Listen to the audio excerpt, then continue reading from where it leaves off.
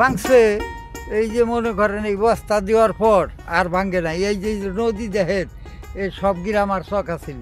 নিজের বাড়ি ঘর নদীর কাছে ইজারা দিয়ে এখন মনে করেন পাশেই থাকেন। খেজুর গাছ। আমার একটা সন্তান হারাই গেছে 3 মাস যাবত, আমার বড় ছেলে ওরে উঠে নিয়ে গেছে জিনপুরিতে, আমি ওরে পাইনি। বাবার কাছ থেকে যদি বড় সন্তান চলে যায় সে বাবার কি থাকে? সন্তান সুখে বাবা কাতর, বড় সন্তান তার কাছ থেকে হারিয়ে গেছে।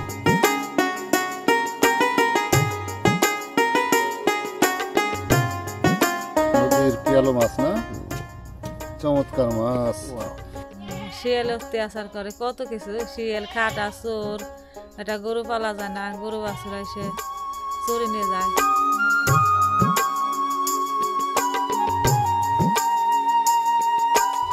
বন্ধুরা, বরাবরের মতো আরেকটি গ্রামের ভিডিও নিয়ে আপনাদের সামনে হাজির হচ্ছি।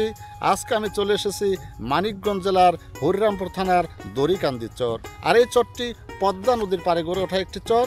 আজকে আমি এই পদ্মা বিদ্যুৎ নদীর সাথে সংগ্রাম করে এই গ্রামের মানুষজন কীভাবে বসবাস করছেন সে বিষয়গুলোই কিন্তু তুলে ধরবো আজকের এই ভিডিওতে।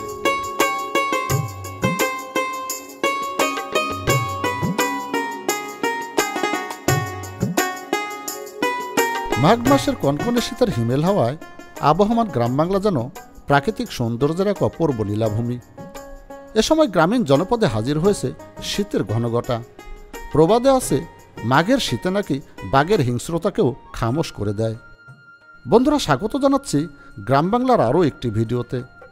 আজকের ভিডিওতে থাকছে মানিকগঞ্জ জেলার হরিরামপুর উপজেলার পদ্মা নদীর তীরে গড়ে ওঠা দড়িকান্দি গ্রামের জীবন জীবিকা।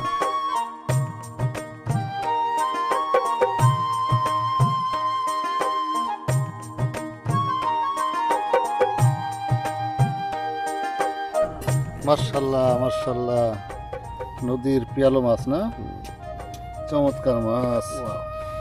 এই মাছগুলো কিন্তু নদীর মাছ বন্ধুরা। আর এই মাছগুলো কিন্তু এই ভাই মারলেন। কি দিয়ে মারছেন ভাই? কারেন্ট জাল। এটা কি সারাদিন ভরে মারছেন? সারা রাত। ও, সারা রাত ভরে এই মাছগুলো মারছেন।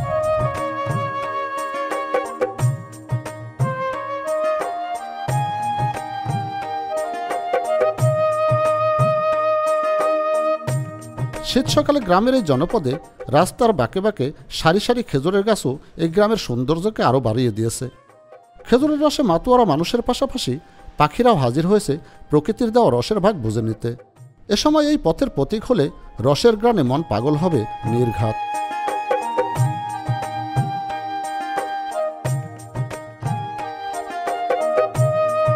বন্ধুরা, আমার পিছনে যে জিনিসটা দেখতে পাচ্ছেন সেটি হচ্ছে খেজুর গাছ। এর আগে আমি এই উজানপাড়া গ্রামে গিয়েছিলাম। হাজারিপাড়া গ্রাম নামে খ্যাত কয়েকটা গ্রাম রয়েছে। সেই গ্রামে যেমন বিখ্যাত হাজারি গুড় তৈরি হয়, আর এই উজানপাড়া গ্রামের পার্শ্ববর্তী আরেকটি গ্রাম রয়েছে দড়িকান্দি গ্রাম। আর এই দড়িকান্দি গ্রামেও কিন্তু অসংখ্য খেজুর গাছ দেখতে পাচ্ছি। দেখুন, ছোট্ট ছোট গাছে হাড়ি বাঁধা রয়েছে। কত সুন্দর দৃশ্য! শীতকালে এই খেজুরের এই দৃশ্যগুলো দেখে কিন্তু মন ভরে যায়। ফোটায় ফোটায় রস পড়ছে আসলে। সেকেন্ডে সেকেন্ডে কিন্তু রস এই কাঠি দিয়ে গড়ে এই যে পড়ে নিচে পড়ে যাচ্ছে। একটি গাছে সারা রাত তাহলে কীরকম রস পড়ে দেখুন।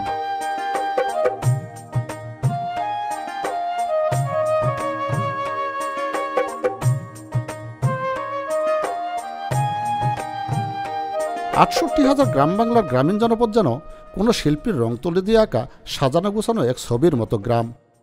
শীত সকালে গ্রামের এই জনপদে ঘুরে বেড়াতে মন চায় প্রকৃতির নির্যাস বুকে ধারণ করে বারবার ফিরে আসি গ্রামীণ এই জনপদে।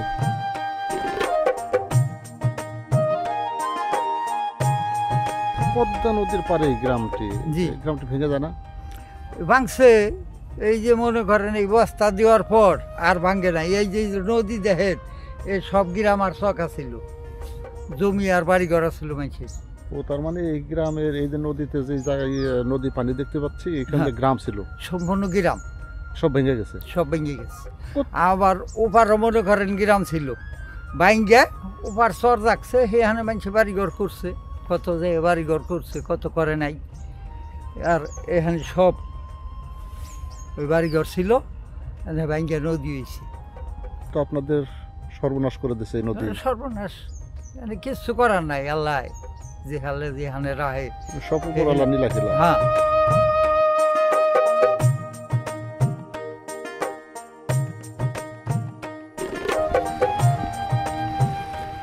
ও দাদি, পানি এগুলো কি করবেন নদীর পানি দিয়ে? ভাত রান্না করুন। নদীর পানি দিয়ে ভাত রান্না করবেন? জি। হ্যাঁ, ভাত কেমন হয়? ভালো। তাহলে আপনার এই নদীর পানি দিয়ে ভাত রান্ধেন সবসময়? সবসময় রান্না করি।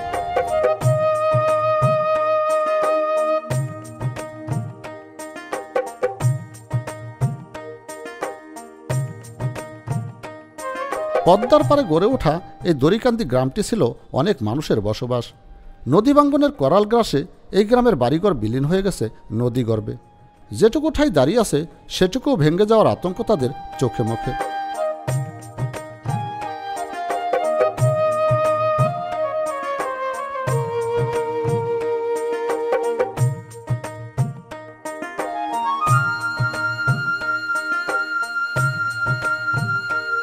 আর একটা সন্তান হারাই গেছে আর 3 মাস যাবত, আমার বড় ছেলে।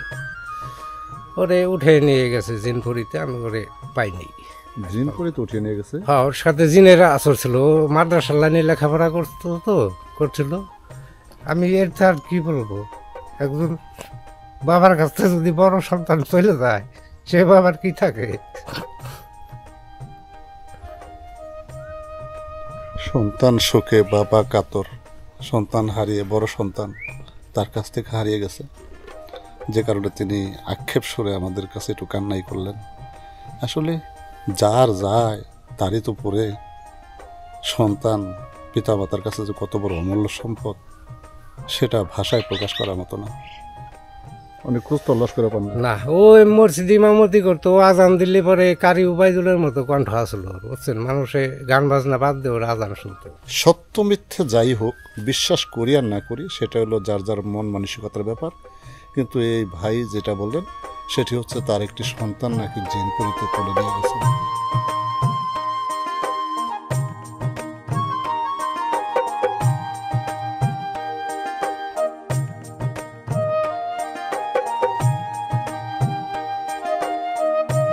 কি খাইতেছেন? মাছ ভাত। মাছ ভাত খাইতেছেন? এখন কখনকার খাবার খান? কোন সময়টার? খাই না, আজাম দেশে না। কি সকালকারটা না দুপুরকারটা? না, সকালে খাইছি তো।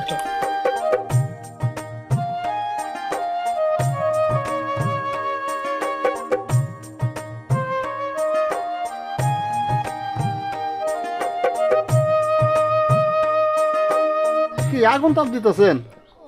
ঠান্ডা লাগছে? হ্যাঁ, ঠান্ডার মধ্যে তো ঠান্ডা লাগবে। তাহলে আপনারা এইভাবে আগুন তাপান না? কি করব?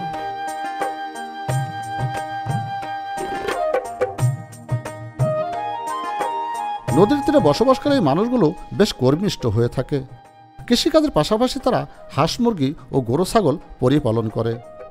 সাপ শিয়ালের আতঙ্কের পাশাপাশি চোর ডাকাতের আতঙ্ক তাদের তাড়িয়ে বেড়ায়।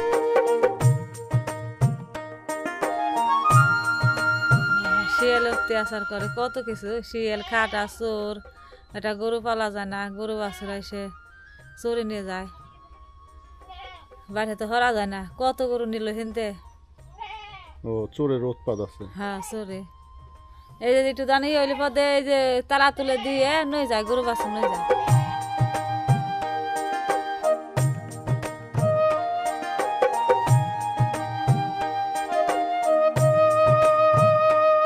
একলা এক জায়গায় একটা বাড়ি থাকতে ভয় করে না?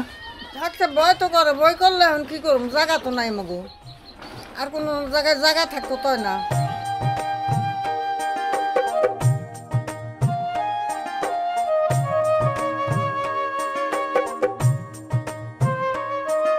তোমরা কি করতে চাও?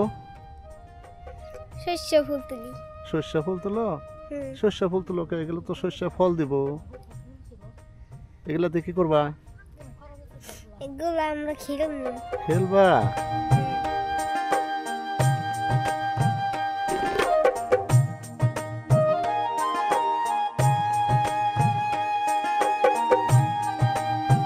দিগন্তজোড়া ফসলি মাঠঘাটে তাদের কর্মব্যস্ততা নিত্যদিনের। খেতে খামারে কাজ করে তারা গায়ের গ্রামে ফসল ফলায় জীবিকার জন্য। জীবন সংগ্রামে হার না মানা এই মানুষগুলো খেয়ে পরে বেঁচে আছে কোনো মতে।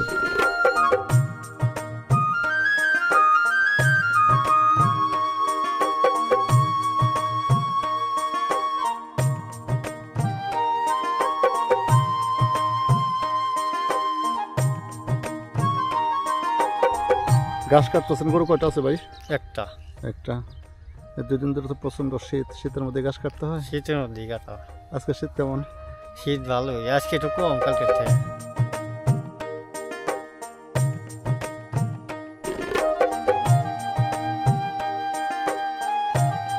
এটা কি পাখি? কোরা পাখি। এটা কি তুমি ধরছাও? হ্যাঁ। কি শিকারিস নাকি এটা? শিকারি। হ্যাঁ শিকারি। অন্য পাখি তুই নিয়ে আসে? অন্য পাখি বলতে এটা সাইডে দিলে পরে অন্য পাখি আসে। তাই? এরকম পাখি।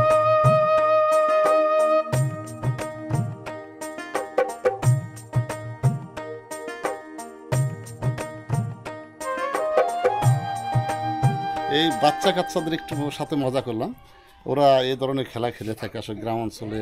এই স্বাভাবিকভাবে তারা যে এত সুন্দর মজা করে, আসলে এই মজাটা দেখে আমিও একটু তাদের সাথে একটু মজা নিলাম।